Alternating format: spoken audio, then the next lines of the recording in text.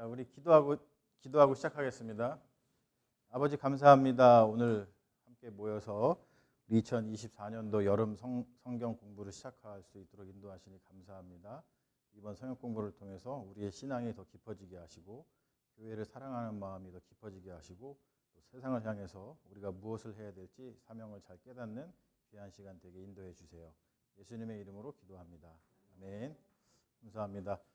우리 2024년 여름 성경 공부, 여름 성경 학교가 아니고 여름 성경 공부 비슷하게 좀 정해봤어요. 오늘 이렇게 여러분들하고 함께 뜨거운 여름에 성경 공부를 같이 하게 돼서 너무나 감사하고 또 이 여름 성경 공부를 통해서 또 저희들이 계획했던 어떤 그 성취, 신앙의 성취를 조금 이뤘으면 좋겠다라는 생각을 가집니다.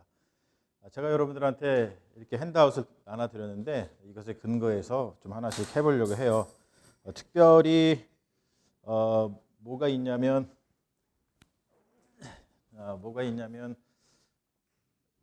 거기 처음에 써 있는 게 있죠. 하나님 나라 시민 되기 프로젝트. 우리가 신앙생활을 하면서 좀 목적을 제대로 갖지 않을 때가 사실은 많이 있어요. 내가 왜 그리스도인이지? 내가 왜 교회를 다니지? 내가 왜 신앙을 가지려고 하지? 그것에 대해서 목적을 뚜렷이 갖지 못하는 경우가 굉장히 많이 있습니다. 특별히 우리 그리스도인들은 하나님 나라 시민이 되는 거예요. 사실은 이게 어떤 의미를 가지고 있는지를 이번 성경 공부 프로젝트를 통해서 우리가 같이 하나씩 좀 이렇게 좀 깨달아가고 그렇구나, 내가 하나님 나라 시민 되는 게 참 중요하구나, 그런 생각을 좀 가지면 좋겠어요. 자, 여기 계신 분들은 다 시민이죠. 어디의 시민이세요? 미국 시민이시잖아, 대부분. 지금 물론 한국 시민이신 분도 계시고 뭐 이상한 나라 앨리스의 시민도 계실지 모르지만 아무튼 우리가 어딘가의 시민이에요. 실질적으로다가 우리가 미국에 살고 있으니까 대부분 다 미국 시민이시거나 또 우리가 한국 사람이니까 한국 시민이실 거예요. 그렇죠? 자, 근데 이 시민이라고 하는 말이 뭘까요?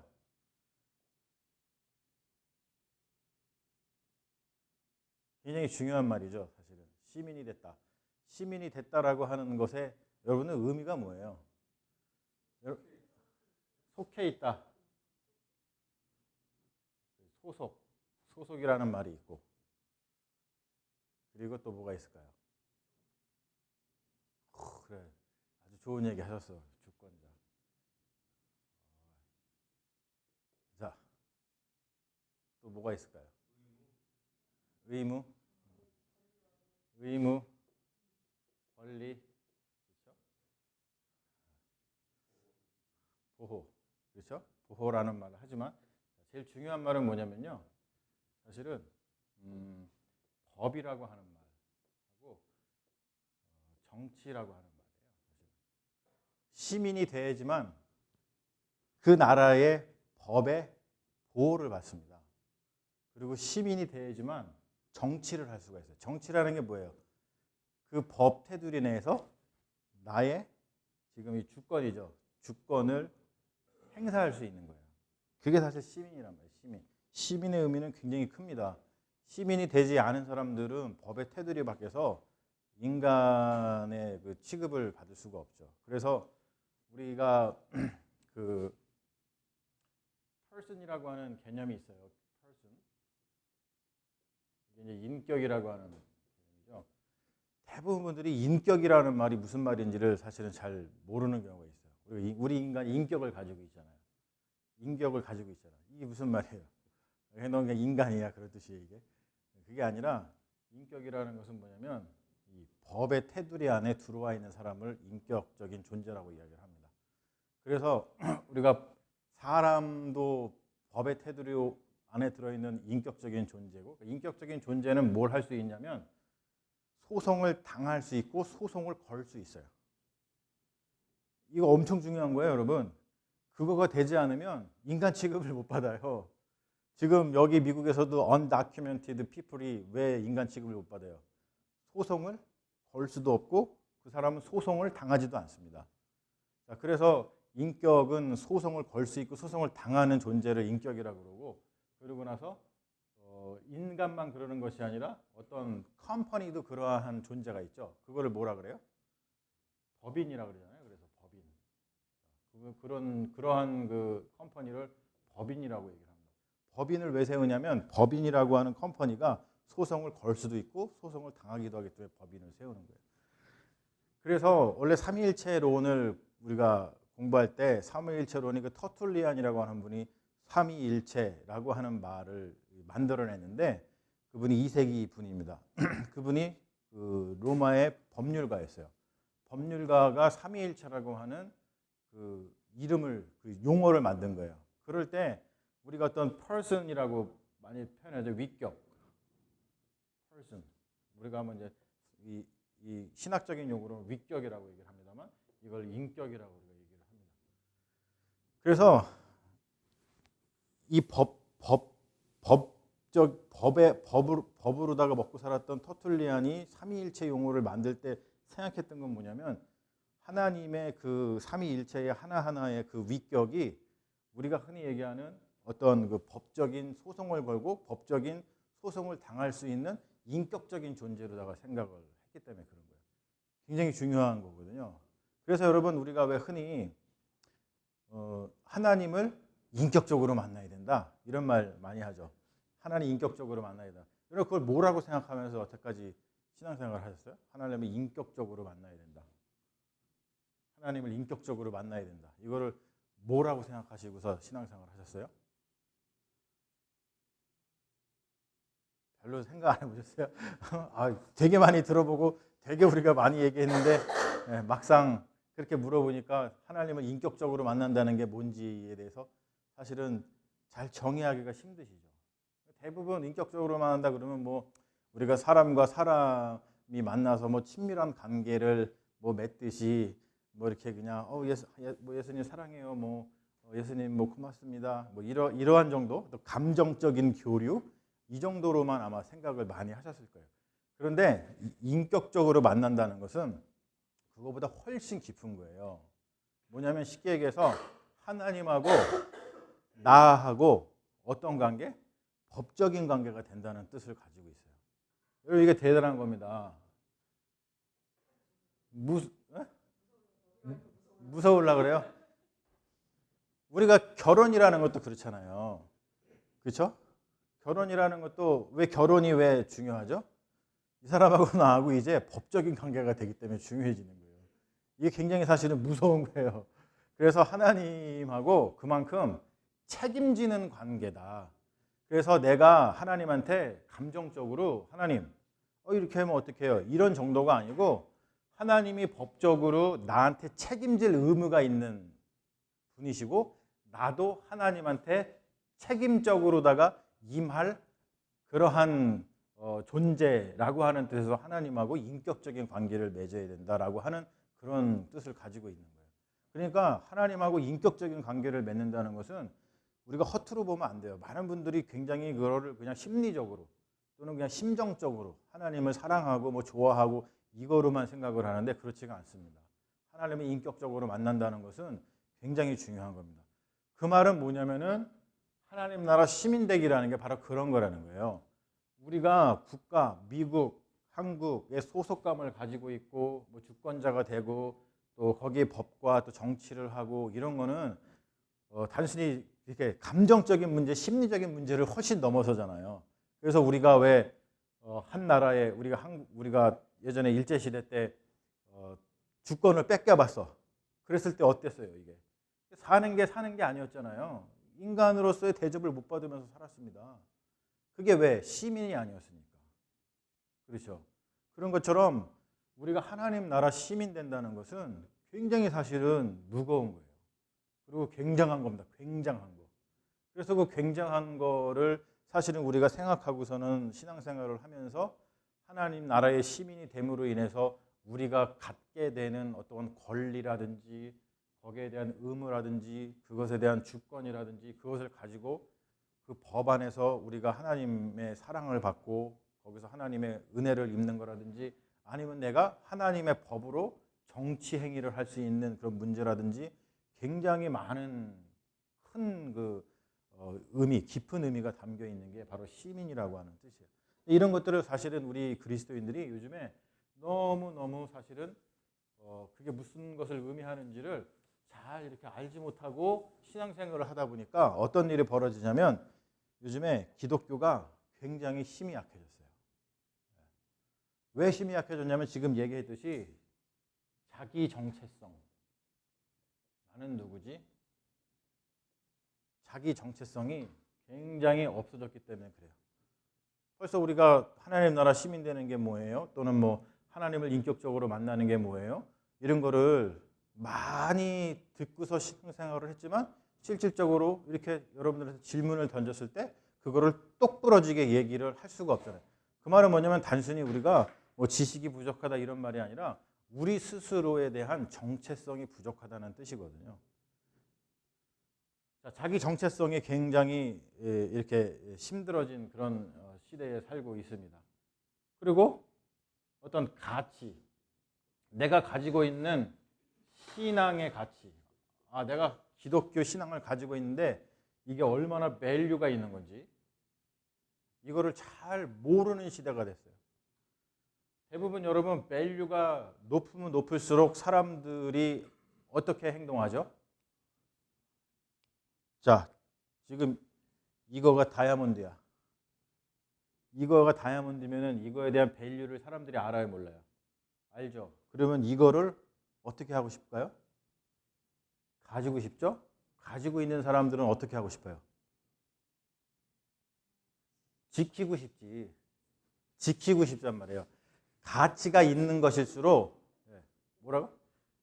팔고 싶어.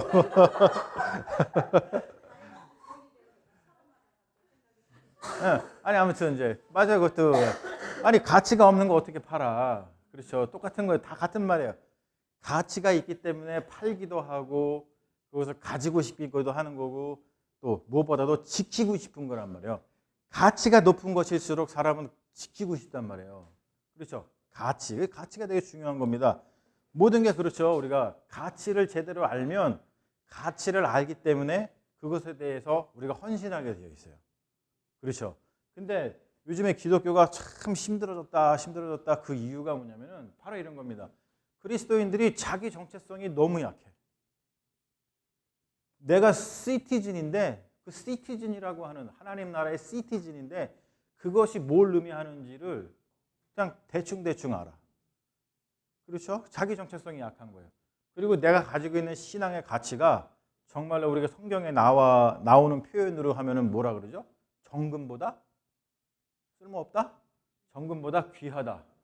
꿀송이보다 달다. 이런 이야기 우리가 사실은 성경에서 많이 듣잖아요. 근데 여러분 실제로 그래요? 정금보다 귀해? 네? 아주 그냥 정금이 더 귀하지. 우리가 사실은 뭐냐면 가치를 얼마큼 아느냐에 따라서 우리의 행위가 사실은 달라지는 거예요. 근데 왜 기독교가 힘들어졌느냐라고 돌아보면 바로 이 두 가지입니다. 자기 정체성이 너무나 약해졌고 그리고 신앙의 가치를 잘 알아보지 못하는 시대가 됐어요.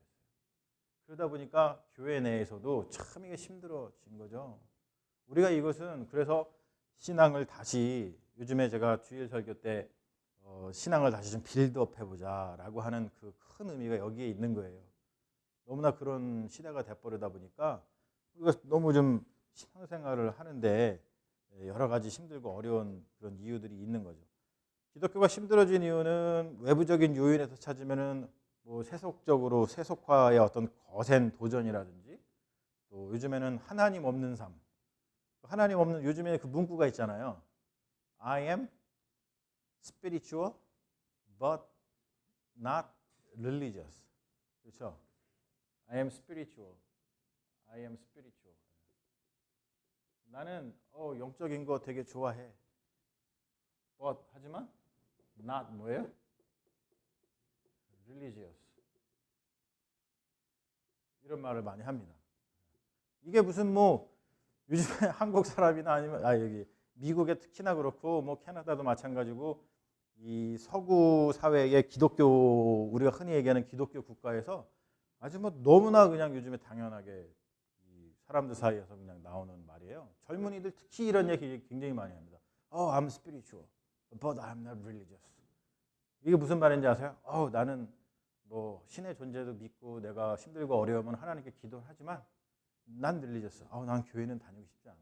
이런 말이에요. 이게 말이야 방구야 이게. 사실은 이게 굉장히 사실은 이런 레토릭, 이런 그 언어가 사람을 사실 지배하잖아요. 우리가 언어의 지배를 받잖아요. 이런 말을 만드는 것 자체가 사실은 그만큼 우리 그리스도인들이 정체성이 굉장히 약해졌다고 하는 그런 뜻입니다. 그러니까 이런 것에 대해서 우리가 좀 어떻게 대응을 해야 될 것인가. 외부적인 요인들이 이렇게 합니다. 그래서 하나님 없는 삶을 살려고 하는 그러한 모더니티 또는 포스트 모더니티 어떤 사회에 우리가 살고 있기 때문에 그렇다. 외부적인 요인이 있죠. 근데 제가 보기에는 이 외부적인 요인보다도 더 중요한 거는 내부적인 요인이라고 생각해요. 교회 안의 사람들. 교회 안의 사람들이 바로 제가 지금 이야기한 자기 정체성이 너무나 좀 희미해졌고 신앙의 가치를 우리가 제대로 잘 깨닫지 못하기 때문에 그래요. 그래서 기독교가 지닌 어떤 그 전복적인 힘이 있습니다. 굉장히 가치가 높아요.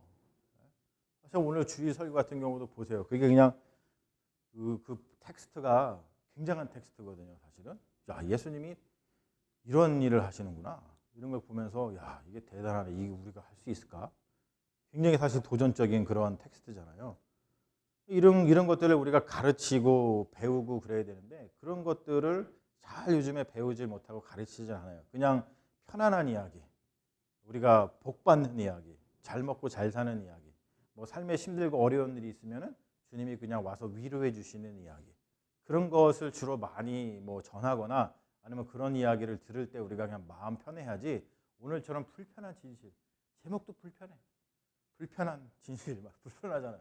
이런 것들. 하지만 기독교는 굉장한 힘을 지니고 있거든요. 완전히 뭐 세상을 뒤엎는 그런 힘을 가지고 있습니다. 그런 것들을 우리가 잘 배워야 된다는 거죠. 근데 우리가 그런 내부적인 요인들이 사실은 기독교가 힘들어진 더 큰 이유라고 생각을 해요. 그러니까 여기 지금 써 있듯이 내가 원래는 백조인데 내가 백조인지를 잘 모르니까 그냥 오리 무리에 섞여가지고 날지도 못하고 그냥 오리인 것처럼 우리가 살아가고 있는 거죠. 왜요? 자기 정체성이 없어진 거예요. 우리가 하나님 나라 시티즌인데 자꾸 이 월들리 시티즌하고 헷갈려서 오리가 월들리 시티즌이라고 하고 백조가 하나님 나라 시티즌이라고 하면은 우리가 원래는 백조인데 그냥 월들리에서 오리 무리하고 살다 보니까 날려고 하지도 않고 그냥 오리하고 무리 지어다니면서 꽥꽥거리면서 다니고 그러고 말 안다는 거죠. 이건 엄청난 손해라는 거예요. 이 엄청난 손해가 우리한테도 손해고 이 세상에도 굉장히 큰 손해예요. 그러니까 지금 세상이 더 혼란스럽고 어렵고 힘들어지는 거라고 생각을 합니다. 자, 보면은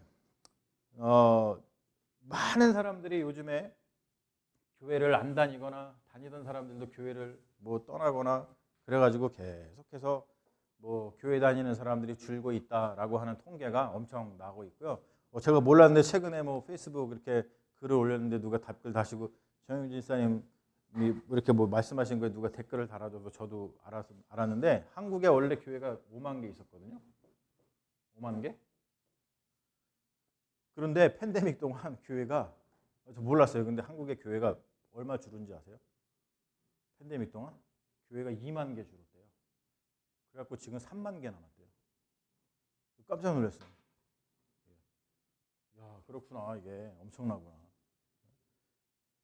자, 이렇게 많은 사람들이 교회를 떠나가는 상황이고 뭐 세속적인 요인, 뭐 내적인 요인 뭐 이런 것에 의해 가지고 참 신앙생활을 하기 어렵고 교회가 다 어렵고 또 보니까 이 페북 친구 목사님 중에 한 명 보니까 젊은 목사님인데 교회를 떠나는 고별 그 설교와 고별 뭐 찬송과 이런 거를 어저께 한국이니까 어저께 했겠죠. 했다고 올렸더라고요. 보니까 딴 게 아니야.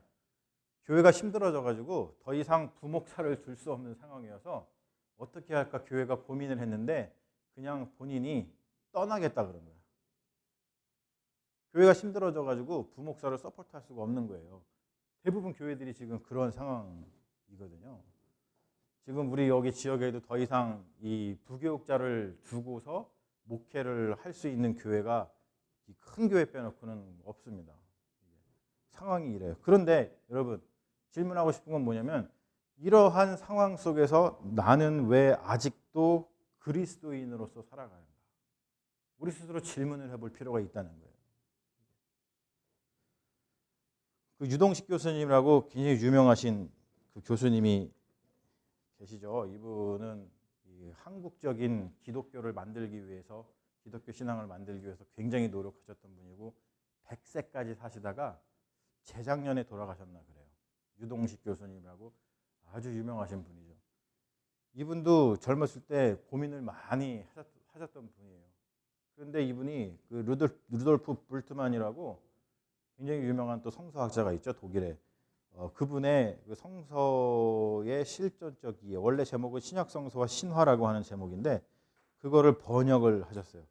번역을 하다가 성경이 이렇게 심오한 뜻을 가지고 있구나 라고 하는 것을 깨닫는 바람에 기독교를 떠나지 않고 기독교 신학자로서 평생 살았다고 이야기를 해요. 자, 이분은 뭘 깨달은 거예요? 기독교 신앙의 가치를 깨달았기 때문에 기독교 신앙을 버리지 않고 기독교 신앙을 끝까지 가지고 있고 그거를 전하다가 100세에 돌아가셨어요. 자, 또 한 분 어떤 분이냐면 폴 틸리라고 정말 유명한 신학자죠. 이분 독일에서 살다가 나치의 핍박을 받아가지고 미국에 와서 활동을 하셨고 미국의 60년대, 70년대에 슈퍼스타였습니다. 이분이. 근데 어떤 분이 이렇게 물어봤어요. 어떤 사람이 폴 틸리가 기독교로 그리스도인으로 전도한 사람이 몇 사람이 될까? 이런 질문을 했대요. 그랬더니 대답이 뭐냐면 몇 사람인 줄은 알지 못하나 적어도 기독교를 떠나려고 마음먹은 지성인들을 기독교 신앙을 버리지 않고 기독교에 그냥 남아서 신앙을 가질 수 있도록 붙잡아 준 사람이 굉장히 많을 거다라고 대답을 했다는 거예요. 자, 이 폴틸리를 통해서 기독교 신앙을 버리려고 했던 지성인들이 기독교 신앙이 이렇게 멋진 거구나. 야, 정말 대단한 거구나. 내가 하마터면은 기독교의 신앙의 이 멋을 또 이 위대함, 이 정말 좋은 것을 알아보지 못하고 버릴 뻔했네. 큰일 날 뻔했네. 하지만 이 폴틸리 이런 분 때문에 내가 기독교 신앙을 계속해서 가지고 내가 삶의 자리에서 기독교 신앙 그리스도인으로 살아갈 수 있구나. 이런 것을 했다는 거예요. 폴틸리라고 신학자가 있어요. 폴틸리는 독일의 원래 신학자예요. 독일의 신학자인데 나치 때문에 이제 더 이상 거기 독일에 있지 못하고 추방을 당했어요. 유태인은 아닌데 독일 정부를 이렇게 그 나치 정부를 이제 비판하고 그러니까 이제 나치 정부에서 가만히 놔두지 않았죠. 그래서 이분이 미국으로 망명을 해가지고 유니온 신학교 그리고 하버드 대학교 그리고 시카고 대학교 여기서 이제 강의를 하시고 하면서 60년대 70년대 미국의 최고의 슈퍼스타예요. 신학자임에도 불구하고 일반 사람들한테도 엄청나게 영향을 미쳤던 최고의 신학자입니다. 근데 이분이 어떤 일을 했냐면 단순히 이제 신학적인 용어로다가 기독교를 이야기한 게 아니고 이 문화 신학자라고 이분을 얘기하거든요. 그리고 경계선에 선 신학자라고 표현을 하는데 어떠한 그 세속적인 사회와 기독교의 사회를 연결시키려고 그 경계선에 서가지고 철학적인 용어를 통해 가서 즉 뭐냐면 일반 사람들도 알아들을 수 있는 용어로다가 기독교 신학을 이렇게 번역이라 그럴까 뭐 이렇게 해가지고 일반 사람들이 기독교의 신앙을 잘 받아들일 수 있도록 노력을 했던 아주 위대한 그 20세기 신학자 중에 한 분입니다. 그래서 이분이 그 칼바르트라고 유명한 분 있죠. 이분하고 쌍벽을 이뤘던 굉장히 유명한 분이에요. 이런 분들을 통해 가지고 특별히 지성인들이 지성인들이 야 기독교 말도 안 돼. 뭐 요즘에 특히 진화론 있잖아요. 진화론. 뭐 진화론이냐 또는 창조론도 아니에요. 창조 신학이냐. 창조 신학이 아니라 창조 과학이냐. 뭐 이런 것 때문에 지금 한국 교회들도 되게 시끄럽고 뭐 신학교도 시끄럽고 막 별일이 다 벌어지고 있어요. 그러니까 학교에서는 진화론을 가르치는데 교회 오면은 하나님이 그냥 띡 창조하셨다는 거예요. 그러니까 이게 그 일반 사람들이 헷갈리잖아요. 그러니까 이거 그냥 뭐 교회 그나마 교회 다니는 사람 뭐 교회에 그냥 이렇게 있으려고 하는 사람들은 그냥 뭐 그냥 대충 그냥 다녀 이렇게 하지만 이거가 잘 이해가 안 되는 사람들은 교회를 더 이상 못 다니는 거죠. 이러한 문제를 가지고 있었던 어떤 지성인들 그런 사람들한테 기독교의 그 진리, 기독교의 신앙이 이해될 수 있도록 아주 좋은 용어로다가 설명을 많이 해가지고 많은 사람들한테 영향력을 끼쳤던 그런 분입니다. 저도 굉장히 고민을 많이 합니다. 여러분들도 아마 고민할 거예요. 고민하셨을 거예요. 내가 교회를 왜 다녀야 되지? 내가 신앙을 가지고 있는다는 게 무엇이지? 요즘에 뭐 그런 고민들 하는 게 유행이잖아요. 유행, 그렇죠? 유행. 근데 저 같은 경우도 뭐 목사로서 이제 고민을 많이 사실은 하게 되는데 누군가가 나한테 목사님은 왜 아직도 기독교인으로서 사세요? 그리고 또 기독교인 중에서도 목사로 이렇게 사세요? 뭐 다른 거 하셔도 잘할 것 같은데 저 다른 거에도 잘할 것 같지 않아요? 그렇죠? 다른 거에도 잘할 것 같다고 사람들이 다 말씀을 해주세요. 그런데 왜 목사를 그냥 계속 이렇게 하고 있느냐라고 묻는다면은 저는 딴 게 아닙니다. 기독교 신앙이 이게 공부하면 할수록 너무 멋있어요. 너무 멋있어. 이게 밸류가 너무 높아. 특별히 기독교 신앙이 가지고 있는 어떤 그 전복성이라는 말을 참 많이 쓰는데 이 세상을 뒤집을 수 있는 힘을 가지고 있어. 야, 대단하구나 이게. 기독교 신앙이라는 게 정말 대단하구나. 이게 성경이라는 게 이게 대단한 거구나. 예수 그리스도가 하신 일이 정말 대단하구나. 이런 것들 공부하면 할수록 그런 거를 너무 깨달으니까 하나님 너무 힘들어서 그만하고 싶어요. 이런 생각이 들다가도 공부를 하면 할수록 더 정체성이 분명해지고 더 기독교의 신앙의 가치를 알아보게 되니까 내가 이 좋은 거를 왜 냅두고서는 이것보다 가치가 없는 다른 일을 내가 해야 돼? 라는 생각을 끊임없이 가지게 됩니다. 그러니까 기독교가 이런 거구나 깨달음 때문에 그래요. 그래서 이 놀랍고 자랑스러워요. 내가 기독교 신앙인인 게 너무 자랑스럽고 기독교 신앙이 이렇게 놀랍다고 하는 것을 내가 힘 닿는 한 전하고 싶은 거야. 제가 최근에 책 냈잖아요. 여러분들하고 같이 낸 거죠. 그게 한국에서 여기저기서 그 독서 리뷰가 올라옵니다. 근데 동일해요. 어떤 동일한 그 반응이 오냐면 일단 책이 되게 얇다. 책이 되게 얇다. 근데 그 뒷단어가 중요합니다. 하지만 내용이 정말 무겁다. 이걸 보면서 본인들이 생각해 보지 못했던 문제들을 보고 뒤집어 볼 수 있고 기독교 신앙으로 세상을 이렇게 보듬어야 되는구나. 그리고 정말로 이 기후변화 문제만 생각하면은 굉장히 사람들이 디스커러지 됐잖아요. 근데 희망을 가지게 됐다. 이걸 동일하게 사람들이 다 지금 리뷰를 올리고 있습니다. 그러니까 그런 거죠. 기독교 신앙을 가지고 있고 기독교 신앙을 가지고 있는 사람으로서 사람들에게 그런 꿈과 희망을 주고 이 가치를 전해서 많은 사람들이 정말 기독교 신앙을 가지고 이 세상을 살아가고 세상을 이겨내고 이 세상을 바꿔내는 그런 일들을 그 멋진 일들을 우리가 같이 했으면 좋겠다라고 하는 그런 소망 때문에 기독교 신앙을 저는 아직도 가지고 있고 그리고 앞으로도 가질 것이고 기독교인으로서 살다가 죽을 겁니다. 여러분들은 어때요? 여러분들은 이렇게 말할 수 있으셔야 되겠죠. 여러분들 왜 기독교 신앙을 가지고 계세요? 저랑 비슷한 생각이십니까? 어떠세요? 박정희 집사님 어떠세요?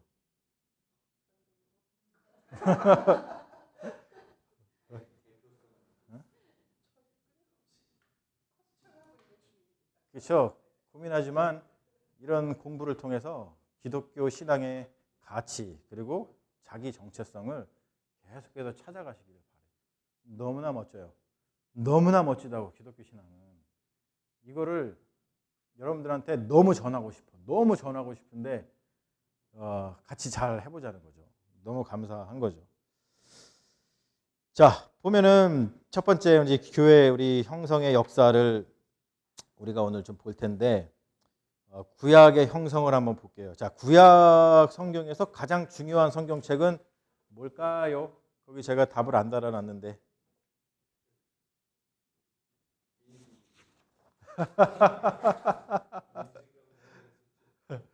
아니지, 내가 민수기라 그런 말 안 했는데.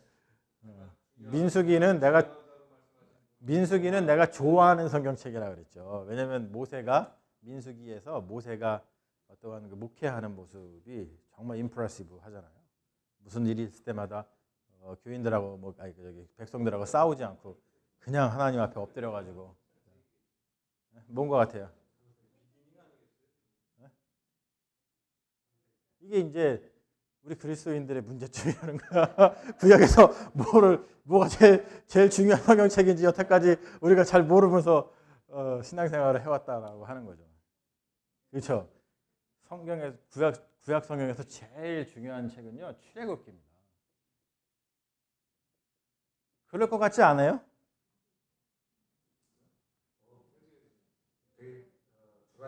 아니 이거는 제가 하는 성경 공부는 단순히 제 말이 아니고 제가 수많은 학자들의 책을 섭렵을 하고서 내린 어떠한 그거를 취합해서 이제 말씀을 드리는 건데 이 성서학자들이 이야기하는 겁니다. 출애굽기가 구약 성경에서 제일 중요해요.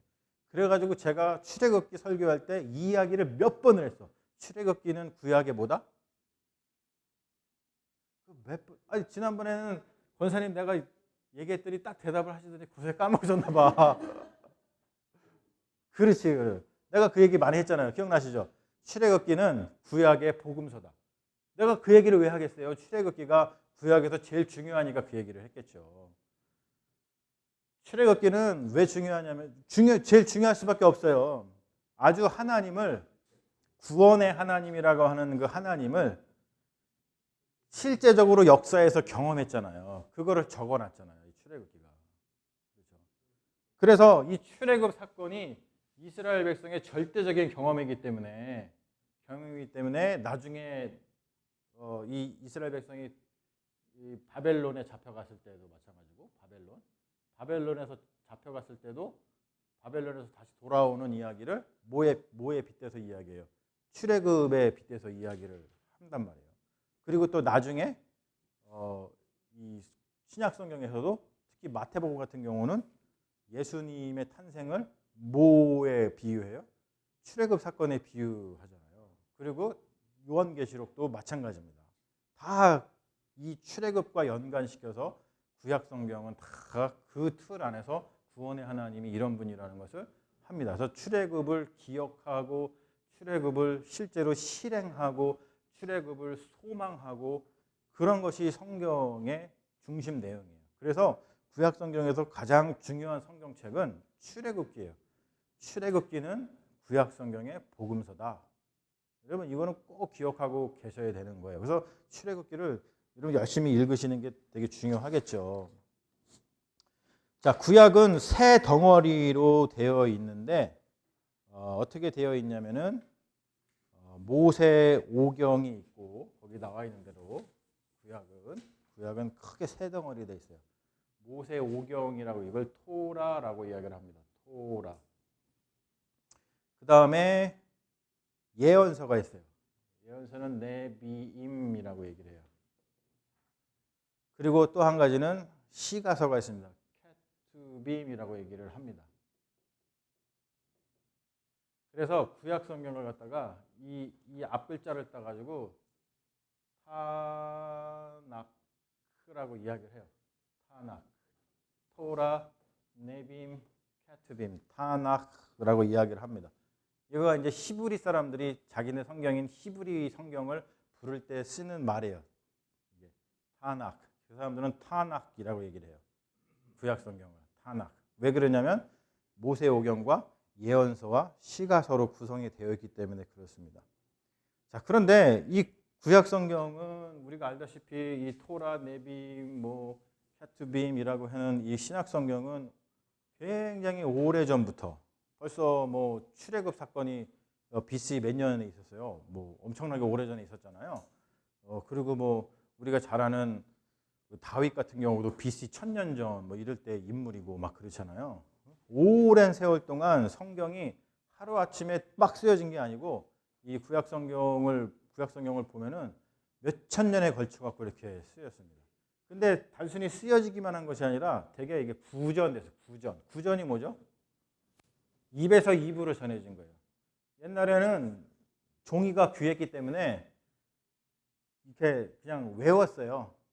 그리고 지금도 히브리 대학교에 가면은 그 전문가들이 있다 그래요. 그래서 자 에스겔 그러면은 그 에스겔을 쫙 읽고 시편 그러면 시편을 쫙 읽는 사람들이 있대요. 그래 실제로 그런 것처럼 이제 구전이 됐단 말이에요. 근데 여기 보면은 3번에 구약 성경은 구전 입에서 입으로 전달되다가 문자로 기록이 되었어요. 근데 그 계기가 뭘까요?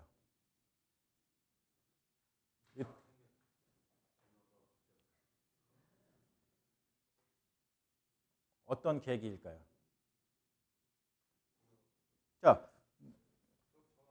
문자, 그러니까 입에서 입으로 전한다는 것은 뭘 의미해요?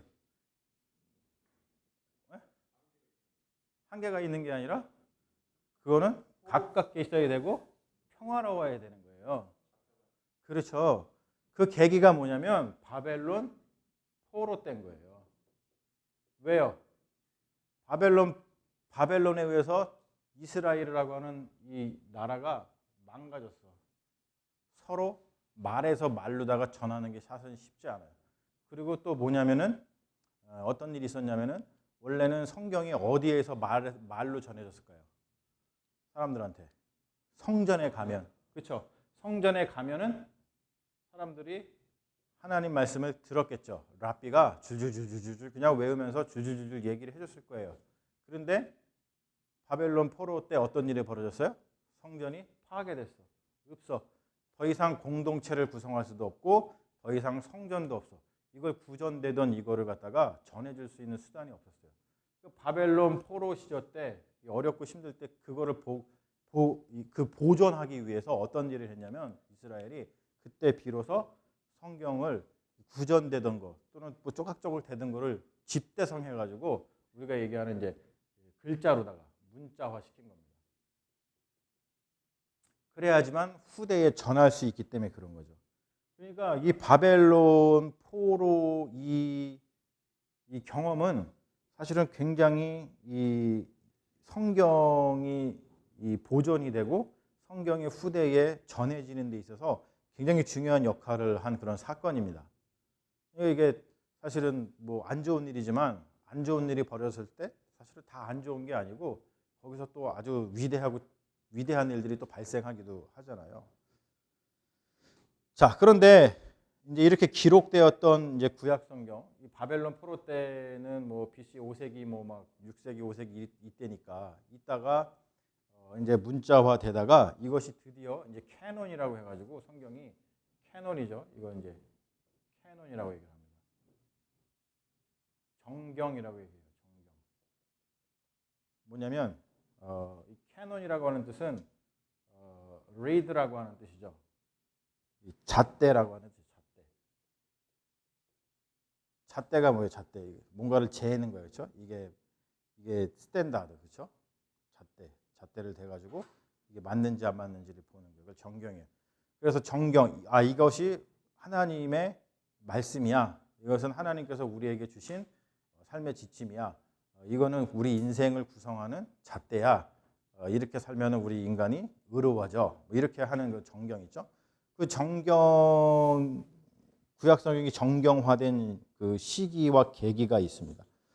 자, 대개 우리가 생각하는 것보다 이 구약 성경이 정경화된 것은 좀 늦어요. 언제냐면은 AD 90년경, 얌니아라고 하는 거에서 AD 90년경이니까 뭐 예수님이 돌아가시고도 뭐 한참 후죠. 그때 얌니아라고 하는 그 도시에서 이 구약 정경화가 이루어집니다. 자, 그런데 그때의 그 계기가 있어요. 계기. 여기 이제 보면은 제가 첫 번째 써놨죠. 뭡니까? 친로마 정책을 쓴 바리새파만 살아남았습니다. 예수님 당시에 성경에도 보면은 그 몇몇 파들이 나오잖아요. 여러분들이 잘 아시는 파가 뭐가 있을까요? 거기다 써 있긴 하지만 일단은 사두개, 그 다음에 바리새, 그 다음에 에세네, 그 다음에 젤롯. 이 파가 예수님 당시에 활동하던 그 유대 사람들의 그 분파입니다. 사두개파는요 완전 귀족이에요. 이 사람들은. 그래가지고 이 완전 상위층입니다. 우리가 알다시피 그래서 사두개인들은 원래 부자들이 되게 뭐 안 믿죠? 네? 사후세계 안 믿죠? 왜? 이 세상이 천국인데 뭐 그렇잖아요. 내가 하고 싶은 거 다 할 수 있는데 만수르 그런 사람들 뭐 사후세계 믿겠어요? 내가 하고 싶은 거 다 하고 누릴 거 다 누리는데 차라리 사후세계가 없고 이 세계에서 영원토록 살고 싶은 게 그 사람들 아니겠어요? 그래서 사두개인들이 바로 그런 사람들이었어요. 자, 바리새인들은 성경에 보면은 예수님하고 사사건건 싸운 거죠. 사실 그게 이제 반영을 하는 거예요. 왜냐하면 성경이 예수님 돌아가시고 나서 몇십 년 있다가 써졌잖아요. 그러니까 이제 쓰여질 당시에 바리새인들이 기독교인들을 엄청 괴롭혔다는 뜻이에요. 그러니까 이제 대결하는 것처럼 그려지는 거죠. 그 바리새인 같은 경우는 아주 뭐 자기들이 뭐랄까 이 율법을 자기네들이 좀 보편화시켰어. 그리고 자기들이 할 수 있는 걸 가지고서는 사람들을 보편화시켜 가지고 자기들이 이제 어떠한 그 율법으로다가 사람들을 갖다가 이렇게 통치하고 막 그랬단 말이에요. 그러니까 이제 바리새인들이 그렇고 이 사람들이 이제 나중에는 친로마 정책을 씁니다. 친로마 정책을. 자, 에세네파. 우리가 에세네파 그러면 누가 떠올라야 되죠? 그렇죠. 세례 요한을 떠올려야 돼요. 세례 요한이 에세네파였을 것이다라고 하는 이야기를 많이 하죠. 왜냐하면은 에세네파들이 세례 요한처럼 저기 광야에 가서 살았어요. 에세네파는 뭐냐면 세상 더러워서 이 세상에서 내 몸을 섞고 살고 싶지 않다. 그래서 저 광야에 가가지고 자기들끼리 그냥 세상하고 담 쌓고 살았어요. 이런 사람들이 있어요. 지금도 종교적인 어떤 집단들이 이런 사람이 있습니다. 이렇게 살았던 사람들이에요. 자, 그리고 젤롯은 어떤 사람들이었죠? 젤롯.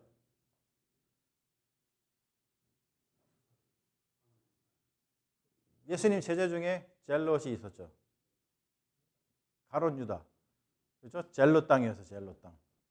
젤롯은 뭐냐면 폭력으로다가라도 로마를 몰아내고 우리 나라를 세워야 된다. 뭐 이러한 그 어떤 그 필로소피를 가졌던 사람들. 굉장히 좀 폭력적일 수밖에 없어요. 무장봉기하고 막 이제 그랬던 사람입니다.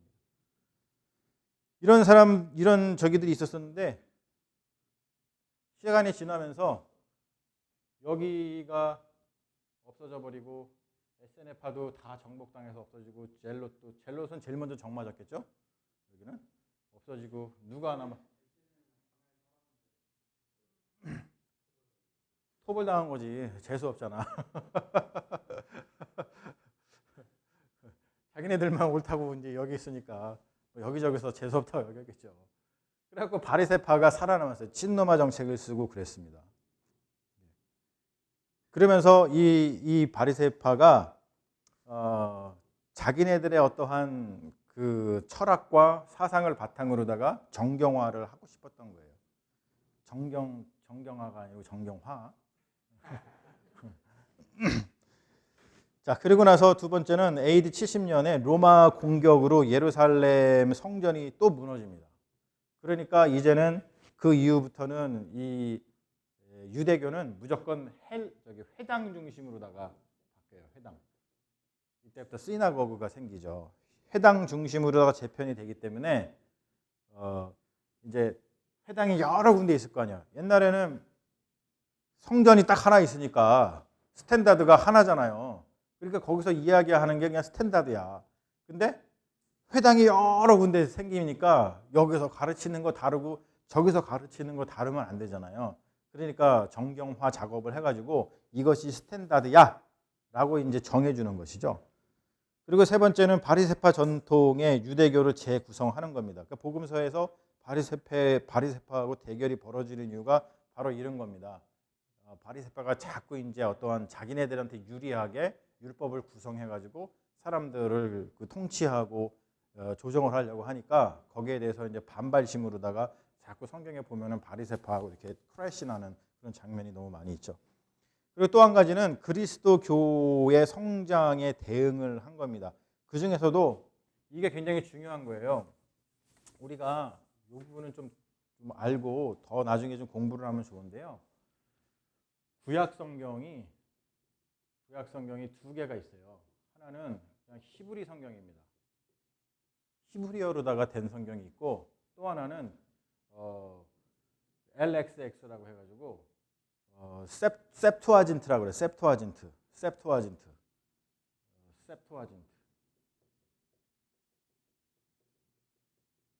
이거를 우리나라 말로 70인역이라고 이제 표현을 합니다.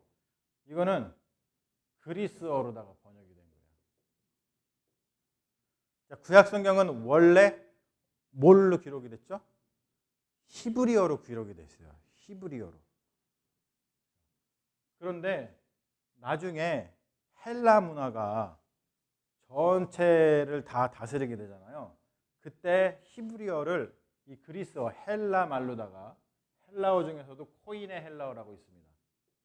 코이네 헬라어는 뭐냐면 그냥 시장 바닥에서 일반 사람들이 사용하던 그러한 그냥 일반 언어예요. 대중적인 언어.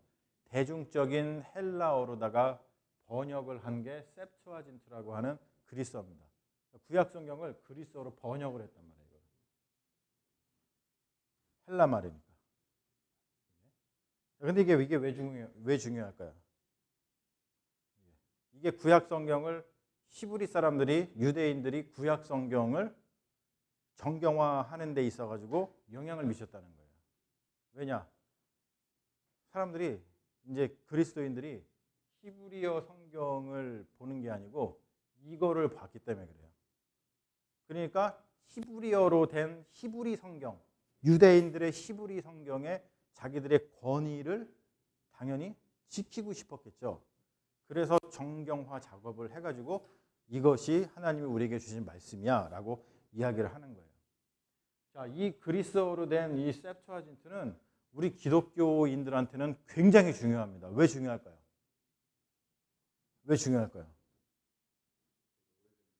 제일 오래된 거라서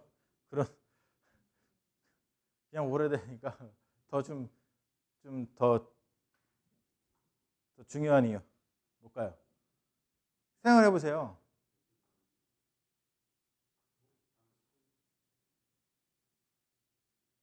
예수님의 제자들이든 우리가 너무나 잘 아는 사도 바울이 히브리어로 된 구약 성경을 읽었을까요? 헬라어로 된 70인역을 성경을 읽었을까요? 이거를 읽었단 말이에요. 바울 서신에서 나오는 구약 성경의 인용 구절이죠. 그거는 다 어디? 다 70인역입니다. 복음서에서 나오는 구약 성경 구절 인용하잖아요. 그거 다 어디서 온 거다? 다 셉투아진트 70인역에서 온 거예요. 자, 그런데 한번 생각해 보세요. 한국말로 된 거를 영어로 옮겨. 그러면 한국말에서 이야기하던 그 뉘앙스하고 영어로 번역해서 했을 때 뉘앙스랑 같을까요? 다를까요? 뭐 다 틀리진 않겠지만 그래도 틀린 게 분명히 있을 거란 말이에요. 실제로 그렇습니다. 실제로. 자, 그러고 나서 이 그리스어로다가 했던 걸 갖다가 나중에 로마가 전 세계를 다스리면서 어떤 일이 벌어져요? 라틴어로 번역하죠. 라틴어로다가 제롬이라고 하는 분이 번역을 하는데 이 제롬이 라틴어로 번역한 거를 불가타라고 얘기를 하거든요. 불가타 성경이라고. 그래서 크게 우리가 성경은 히브리어로 된 성경, 이 그리스어로 된 성경, 불가타로 된 성경, 그리고 나중에 또 영국이 전 세계를 제패하니까 영어로다가 하죠. 그렇죠. 제임스, 킹 제임스 버전을 번역하잖아요. 그렇죠? 옮길 때 아주 재밌는 일이 발생을 해요. 특별히 여기서 여기에 옮길 때 그런 일이 있어요. 그런 일이 있어. 어떤 일이 있냐면 그 모세가 하나님의 영광 때문에 뿔이 있었다 그래. 뿔. 근데 그거는 히브리어나 여기서는 사실은 영광을 의미하는 거야. 그런데 라틴어로 옮길 때 어떻게 옮겼냐면 그거를 진짜로 뿔로다가 옮겼어. 모세가 뿔을 가졌다라고 옮겼어. 그래서 여러분 미켈란젤로가 라틴어 성경을 보고서 모세 조각을 했잖아요. 모세 여기에 뭐가 있어요? 뿔이 있어요. 그래서 뿔이 있는 이유가 뭐냐면 번역을 그렇게 했기 때문에 미켈란젤로가 그냥 라틴어 성경을 보고서 그냥 그 문자 그대로 이 조각을 했기 때문에 그런 거예요. 그런 것처럼 뭔가 이렇게 옮길 때마다 그 뉘앙스가 좀 바뀌어지는 게 분명히 있단 말이죠. 그러니까 이제 그런 것들을 방지하기 위해서 이 구약 우리 히브리어로 된 구약 그 성경을 정확하게 해가지고 해야겠다라고 하는 의미를 가서 이 구약 성경을 정경화를 그때 이제 시키는 겁니다.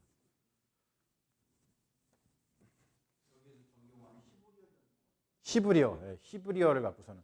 그래서 히브리어 같은 경우는 히브리어로다가 된 히브리 성경은 우리가 원래 몇 권으로 알고 있죠? 성경을? 구약 성경은? 구약. 그렇죠. 자, 구약은 39권이고 신약은 27권으로다가 우리는 그렇게 개신교인들은 그렇게 생각하는데 사실 이게 어디 족보냐에 따라서 이게 사실 다 다른데 히브리 성경은 24권이에요. 우리하고 다르게 이 성경 정경화 이거를 다르게 합니다. 이게 좀 달라요. 그리고 지금도 뭐 저기 캐톨릭도 그렇고 다른 정교회도 그렇고 우리 개신교하고는 이 성경 우린 66권이지만 좀 뭐 외경도 포함되어 있고 막 그렇잖아요. 좀 다르잖아요. 그런 게 좀 있습니다.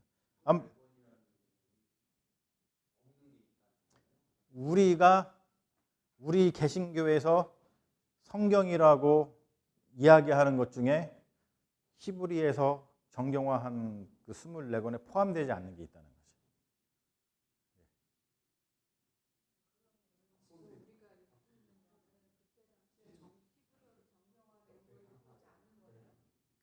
그 이후에 우리는 이 세투아진트를 기본으로 하기 때문에 그래요. 예. 그렇죠. 히브리 성경, 히브리 사람들, 그러니까 유대인들이 자기네 성경이라고 한 히브리 성경, 아까 얘기한 타낙, 그거를 따라간 게 아니에요. 그런 역사적인 배경들이 있습니다. 구약만, 지금 내 구약만 얘기하잖아요. 지금. 네, 구약 얘기죠, 이거는 지금. 구약 얘기만 하는 거예요.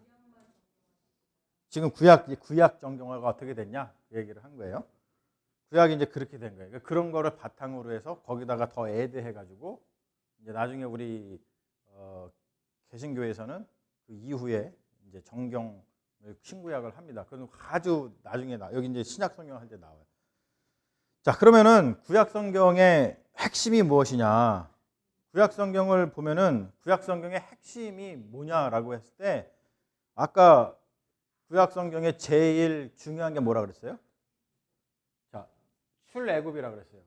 출애굽기. 그렇죠? 출애굽.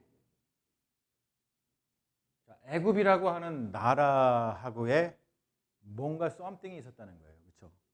그래서 구약 성경의 핵심은 뭐냐면 애굽이라고 하는 나라는 우리가 흔히 얘기하는 말로 제국이란 말이야. 그 당시 제일 잘 나갔던 제국. 근데 그 제국을 갖다가 탈출한 거예요. 탈출한 거예요. 그러니까 구약 성경의 핵심은 뭐냐면 제국과 하나님 나라의 대결인 거예요. 여러분 이 키워드를 굉장히 잘 알고 있어야 돼요.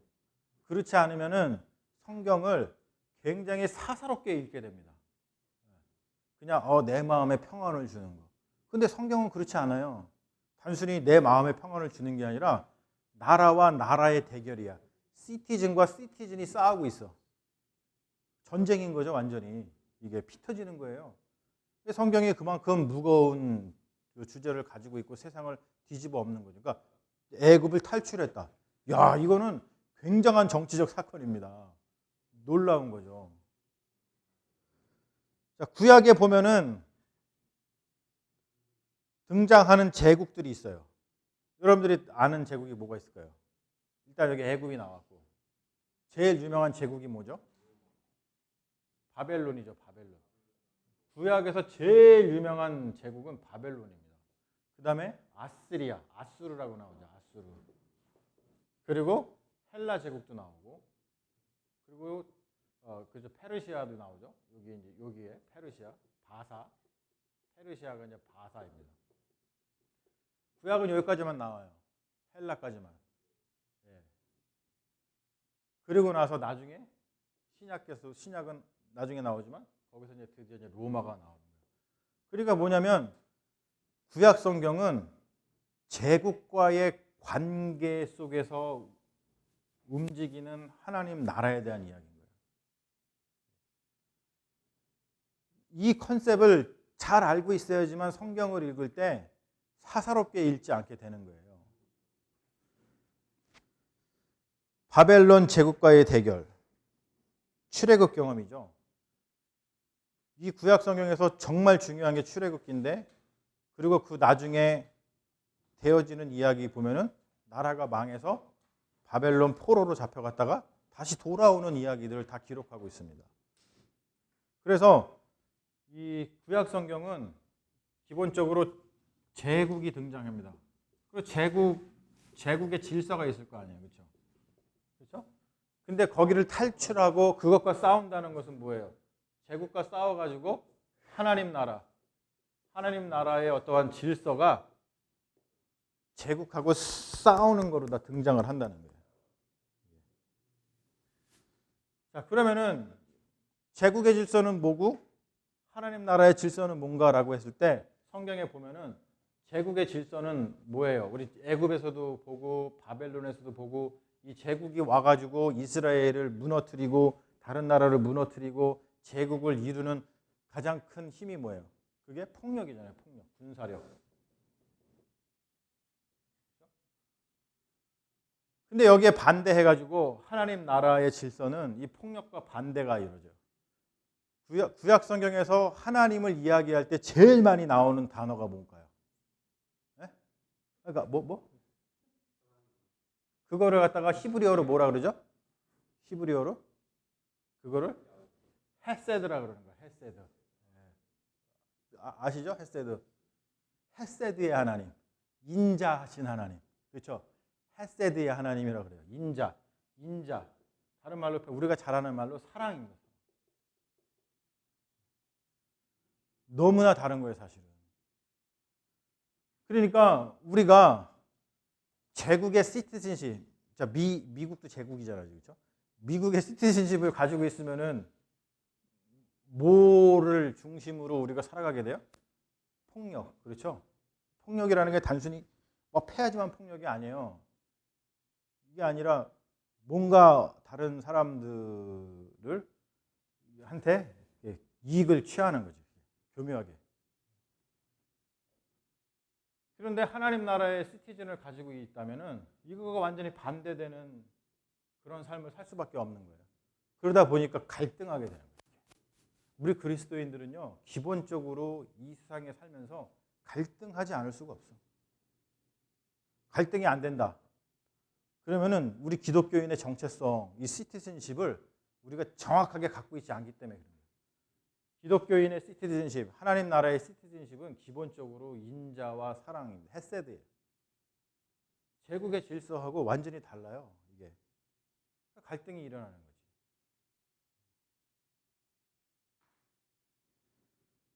자, 이게 이제 구약 성경이 형성되는 그런 어떤 배경들입니다. 자, 그러면 신약을 간략하게 볼게요. 신약은 더 일찍 끝날 거예요. 자, 신약 성경, 자, 똑같은 질문을 합니다. 신약에서 가장 중요한 성경책은 무엇인가? 네? 그렇죠. 권사님 잘 들으셨어요.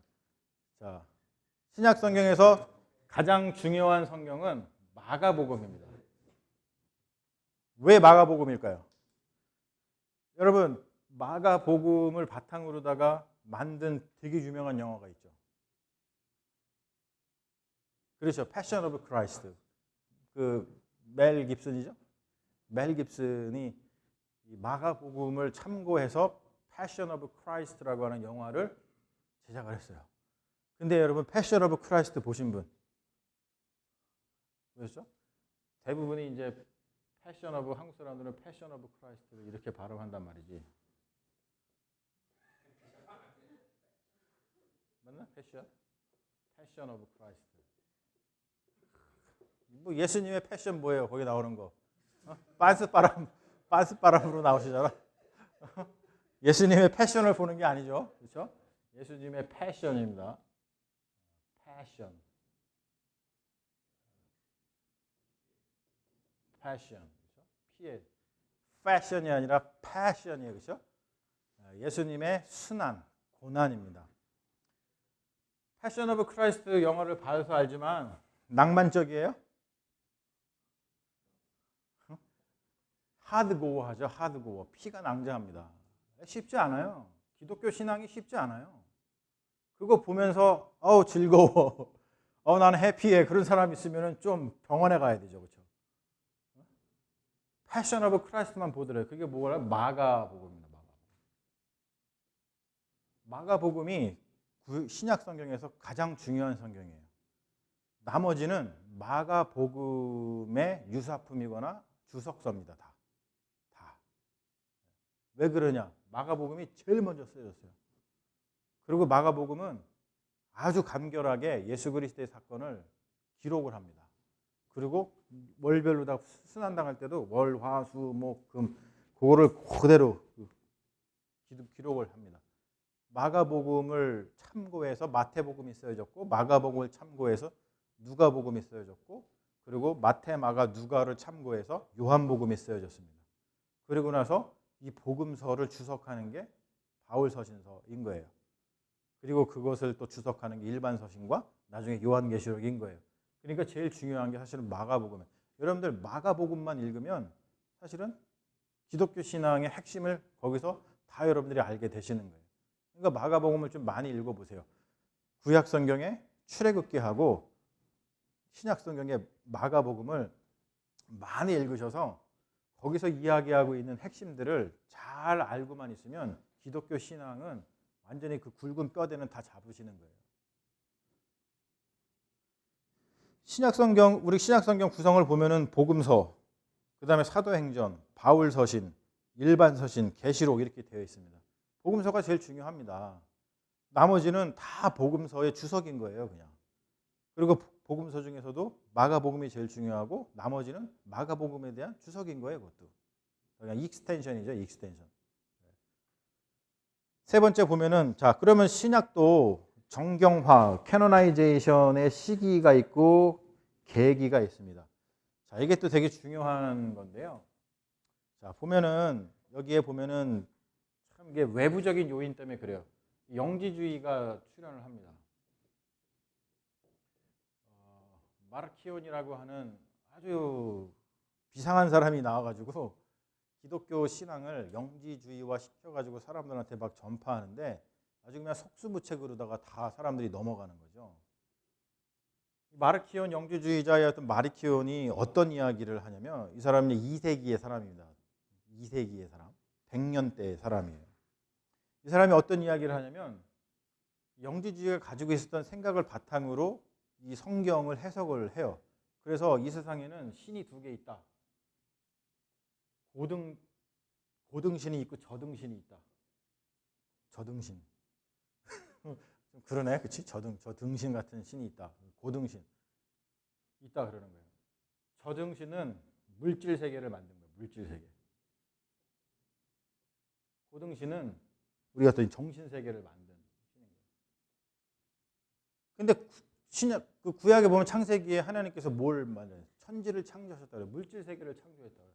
그러니까 구약의 하나님은 저등신이라고 얘기를 하는 거예요. 저등신. 그리고 예수님을 보낸 예수님의 하나님은 고등신이라고 얘기를 하는 거예요. 나눠버려요. 그러다 보니까 당연히 구약은 다 성경이 될 수 없는 거야. 그리고 신약 성경 중에서도 물질에 대한 이야기가 많이 나오는 그러한 성경은 성경이 될 수가 없는 거예요. 자, 그래가지고 이 마르키온 같은 경우는 복음서 중에서도 뭐만 정경으로 해야 된다 그럴까요? 그렇죠. 요한복음은 나중에 마테마가 누가를 참고 삼아가지고 이 어떠한 그 영지주의적인 그 해석을 가해가지고 했던 거거든요. 그게. 그러면은 아까 얘기했듯이 복음서에서 제일 버려야 될 성경책은 무엇일까요? 마가복음이야. 보면은 피가 낭자하거든. 완전히 물질적인 얘기야. 예. 그래서 이 마르키온이 그런 이야기를 합니다.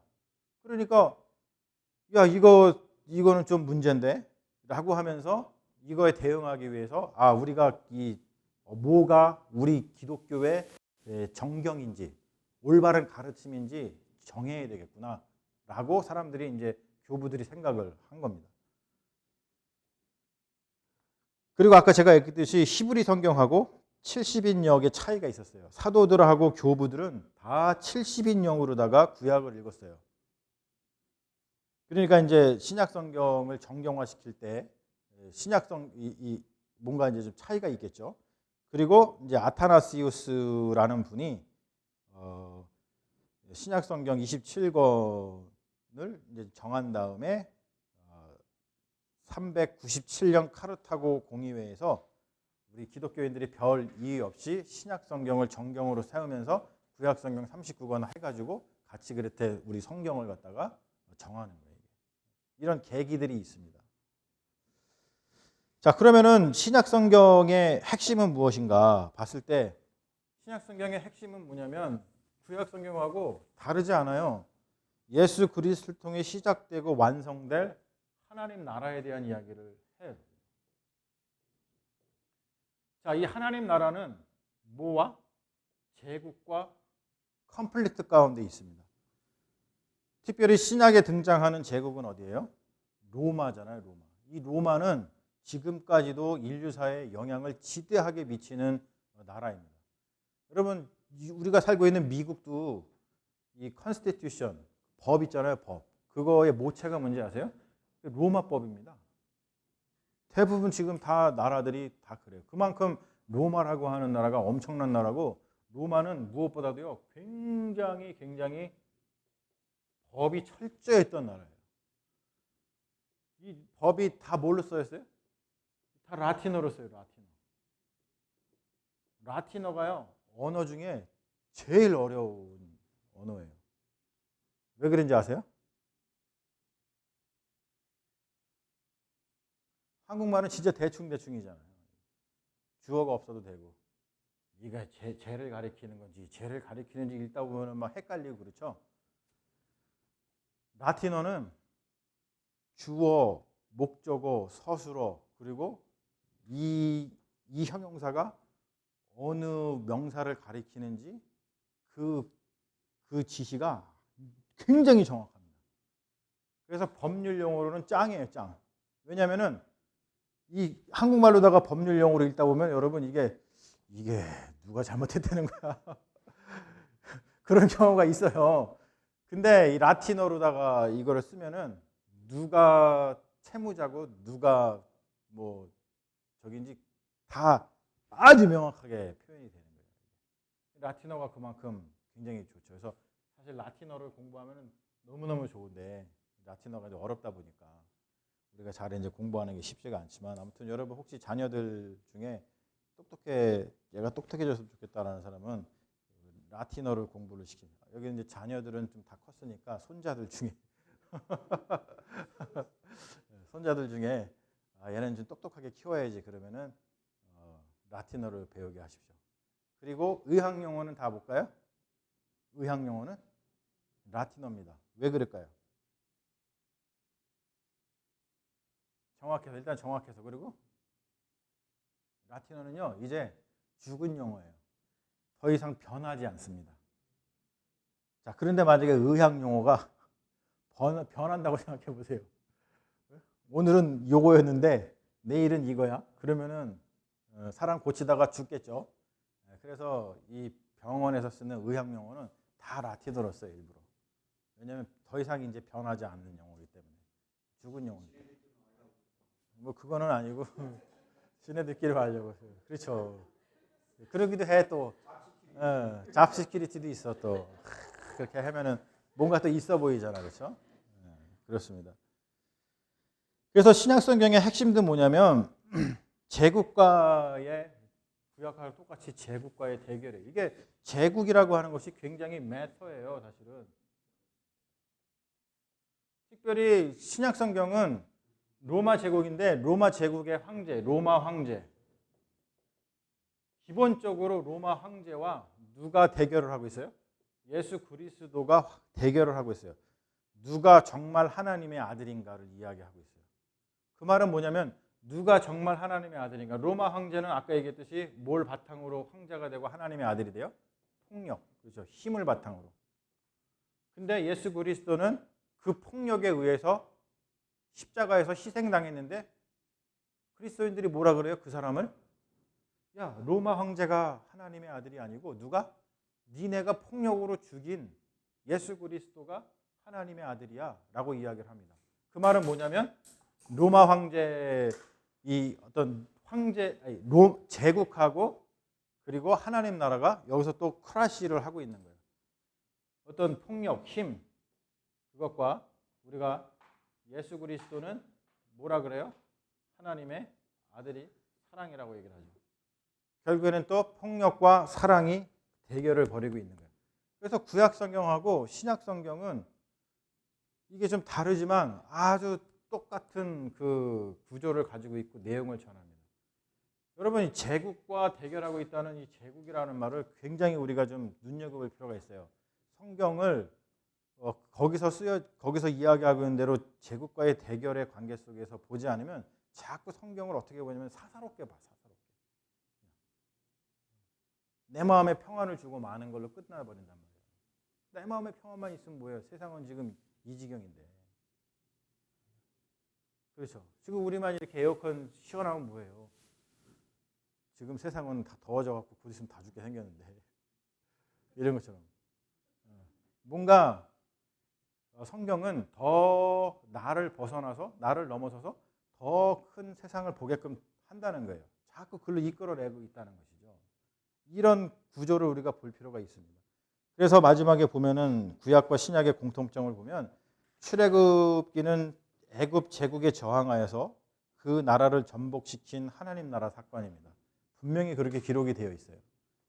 요한계시록은 로마 제국에 저항해서 그 나라를 전복시킨 하나님 나라 사건입니다.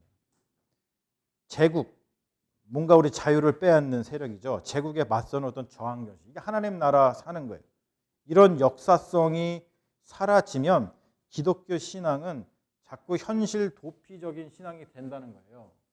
이게 요즘에 가장 큰 문제점이잖아요. 여러분 이게 너무너무 요즘에 안타까운 게 뭐냐면 모든 학자들이 지금 지적하는 거예요. 이상하게 아까 얘기했듯이 정경화 작업, 신약성경 정경화 작업할 때 뭐 때문에 했다 그랬어요?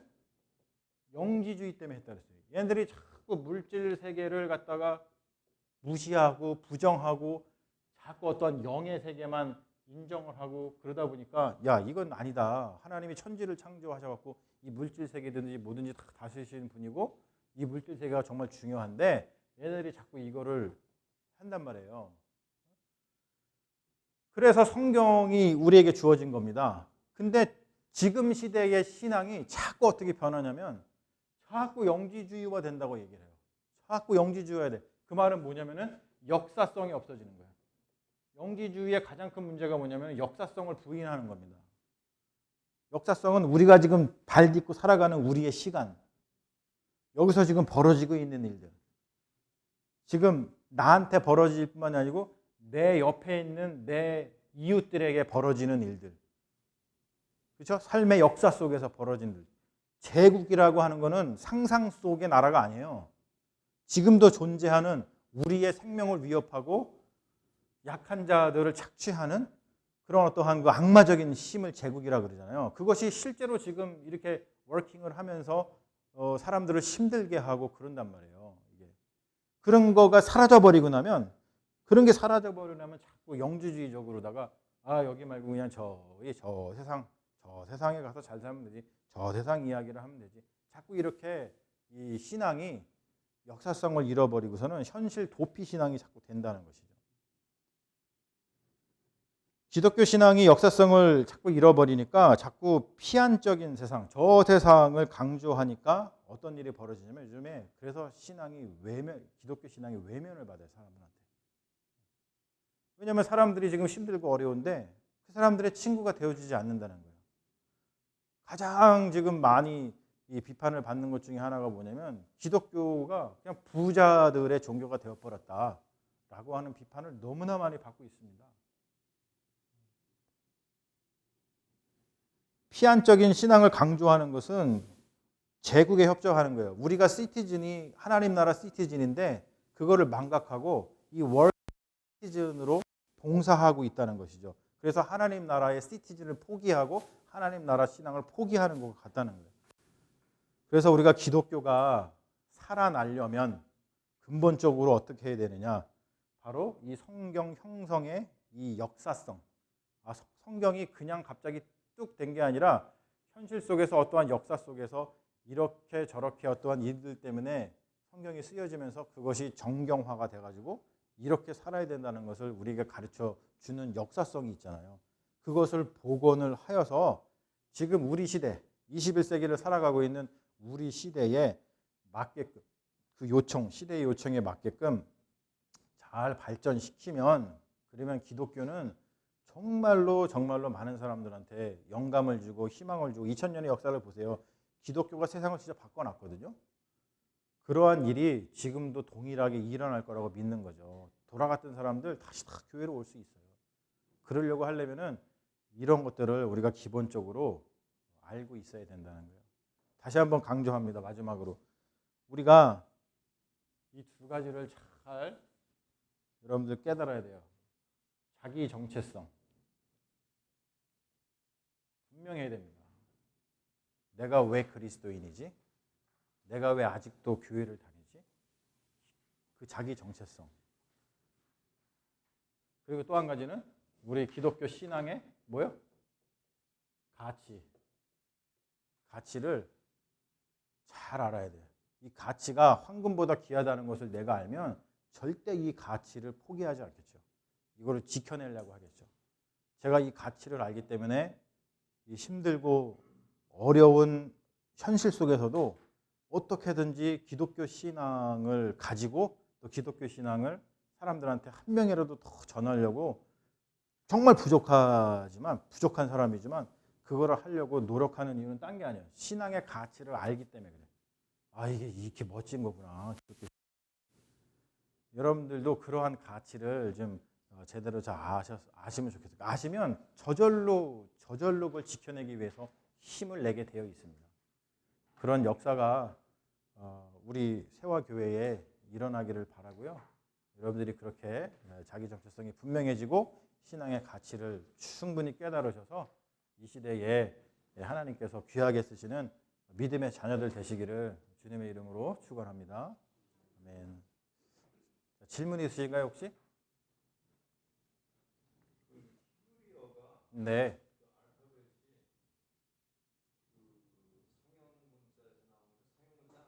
사용 문자는 아니죠. 예. 비슷하죠. 예. 그렇죠. 비슷하죠. 히브리어는 원래 모음이 없어요.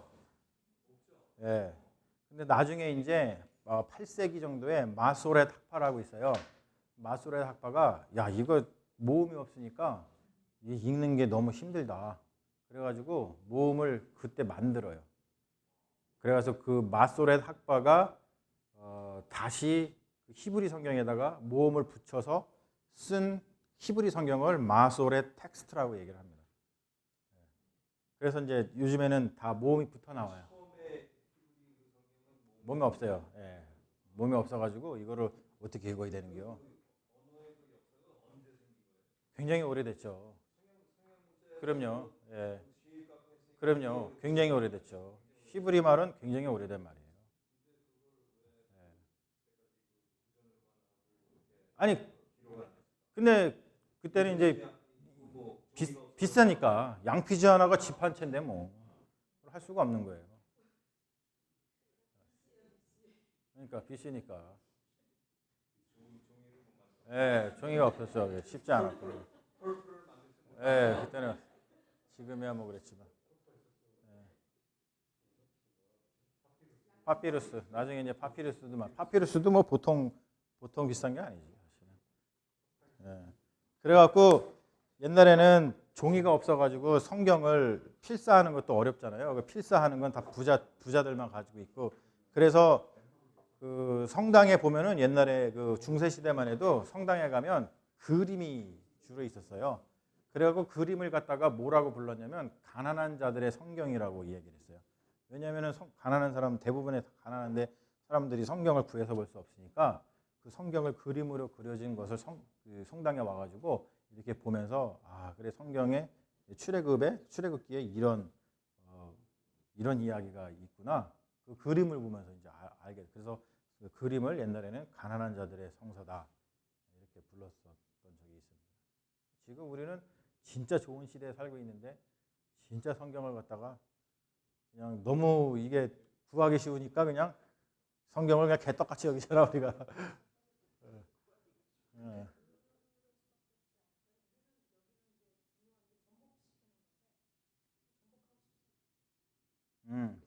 그냥 이대로 살고 싶어. 너무 살기 편하니까. 그래요. 그래서 문제인 거예요. 그렇죠. 우리가 다 사두개파가 됐어. 우리가 다 사두개파가 됐어.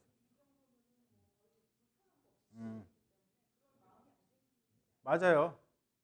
그게 문제예요. 선진국이 그래서 기독교가 망하는 거예요. 기독교가 세상을 뒤집어 엎어가지고 살기 좋게 만들어줘요. 실제로 기독교 신앙이 들어간 나라들은 대부분 다 선진국이 됐어요.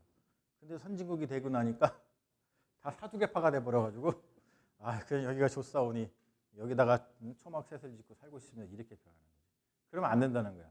그렇게 됐으니까 이제 그러한 힘으로 우리가 더 이제 사람들을 도와주고 이제 더 그런 봉사를 많이 해야 되는데 그런 게 부족한 거죠.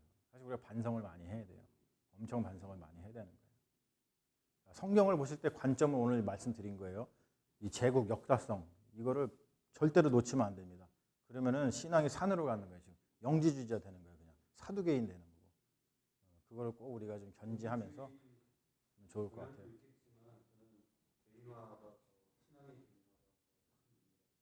지금은 그렇죠. 지금이 그렇게 된 거예요. 신앙의 개인주의. 제가 그것에 대해서 많이 얘기를 하고 있어요.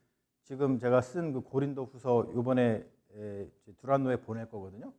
그 고린도후서 책이 지금 우리가 개인주의 사회가 된 것 때문에 얼마나 신앙을 잃어버렸는가에 대해 초점을 맞춰서 쓴 책인데 주단이 말씀하셨던 것처럼 뭐 개인화가 굉장히 사실은 지금 심각합니다. 그것도 이제 점점 우리가 그 성경 해석의 문제 3주째 해석의 문제 나올 때 집사님 말씀하신 그 개인주의 문제가 언급이 될 거예요.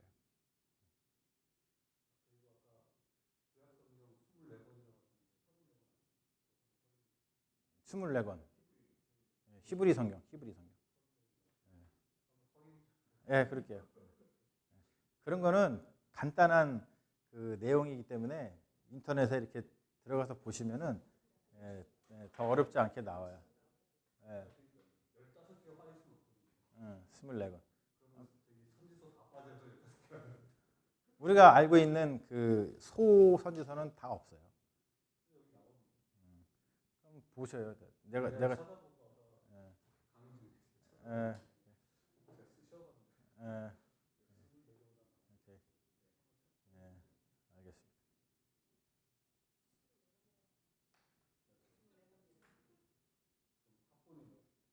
합본이 아니고 타낙이 그렇다고 타낙. 예, 히브리 성경. 예, 그런 거 안 들어가 있어 거기에. 예, 포함이 안 돼 있어. 좀 달라요.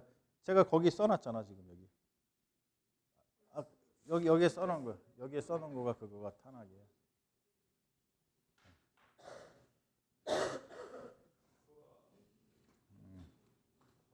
자, 그럼 여기서 끝낼까요? 그리고 더 궁금한 거 있으시면 저한테 뭐 개인적으로 질문을 하시면 될 것 같습니다. 자, 기도하고 마치겠습니다.